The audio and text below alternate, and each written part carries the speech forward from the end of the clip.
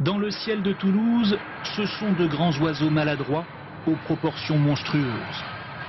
Mais ici, personne ne s'étonne plus de la perpétuelle noria des belugas. Car contrairement à son concurrent Boeing, Airbus ne construit pas ses avions sur un seul site.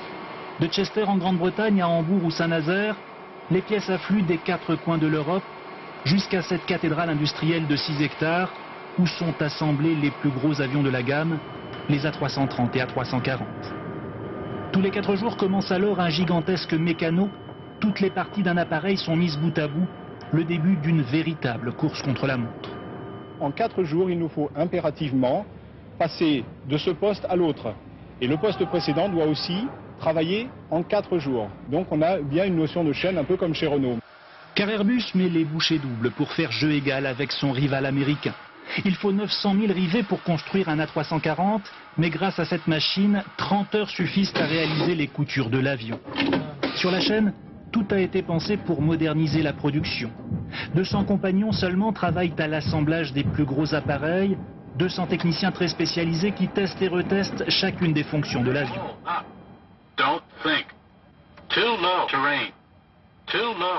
C'est tout ce que les pilotes entendent en vol, s'il faut piquer l'avion, s'il faut redresser l'avion, s'il est trop bas, etc. Donc si une alarme n'est pas valide, ça nous le dit. L'obsession est à la sécurité. Les circuits sont testés en conditions réelles, 250 km de fils électriques parcourent la carlingue. Si l'un d'eux est coupé, la situation vire au casse-tête chinois. Des fois on y passe un jour sur un câble. Un peu plus loin, ce sont les moteurs que l'on fait tourner pour la première fois. L'avion disparaît alors dans un nuage de fumée provoqué par les huiles de stockage. Lors de ce point fixe, les techniciens ont une lourde responsabilité, préparer l'avion pour le premier vol d'essai. Vous, quand vous étiez jeune, vous rêviez d'être pilote? Oui.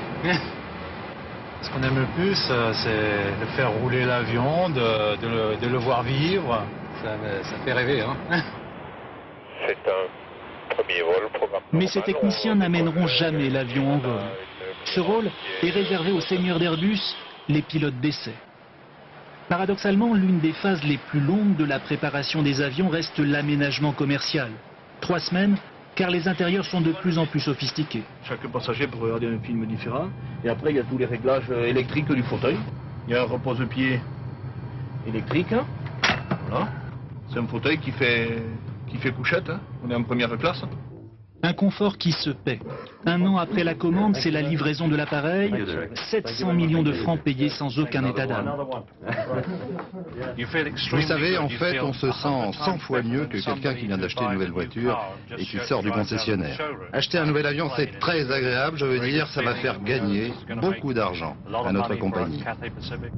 Moins de 2 heures plus tard, l'avion repart pour une carrière qui durera plusieurs décennies.